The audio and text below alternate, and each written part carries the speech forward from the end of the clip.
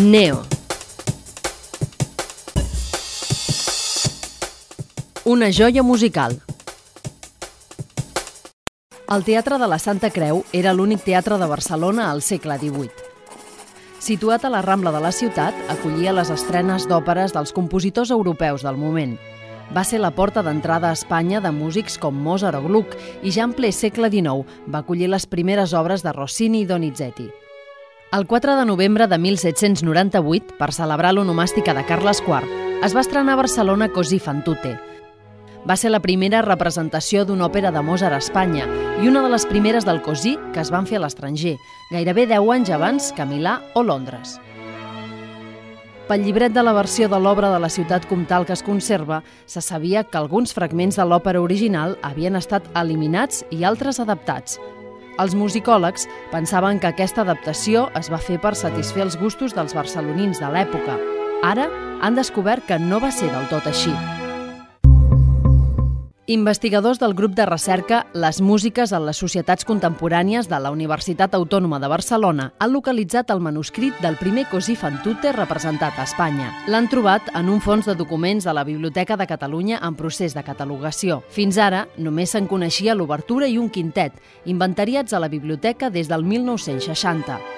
La resta de la partitura es pensava que havia desaparegut en un incendi que va destruir el Teatre de la Santa Creu a principis del segle XX.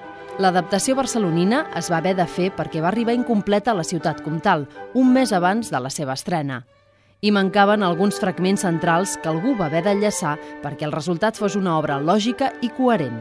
Els investigadors han pogut comprovar que és del mateix any en què es va representar l'òpera a Barcelona pels documents que es van fer servir per modificar la partitura original que resta amagada sota. La troballa d'aquesta joia musical té una gran importància per al patrimoni artístic català. És una obra que té un valor altíssim. En primer lloc perquè a partir dels afegitons que s'hi van fer permet datar aquesta còpia, després perquè sabem que és una còpia que va provenir directament de Viena i amb tota probabilitat del Teatre Imperial, és a dir, d'on es va representar l'òpera. Això vol dir que devia servir el manuscrit de Mozart com a model i que, amb tota probabilitat, aquesta és una de les 4 còpies, comptant el manuscrit de Mozart, més antigues del Così fan tutte. El manuscrit, molt ben conservat, prové molt probablement de l'Arxiu Musical del Teatre de la Santa Creu, part del qual ha pogut ser reconstruït pels investigadors de la UAB a la recerca realitzada a la Biblioteca de Catalunya.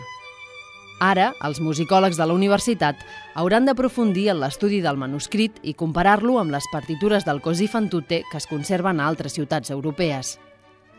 La recerca dels investigadors del Departament d'Art i Musicologia culminarà amb la realització d'una monografia de la versió barcelonina que es presentarà a la Universitat de Mozart de Salzburg l'estiu del 2011. Serà el primer llibre d'una col·lecció de publicacions musicològiques del grup de recerca de la UAB.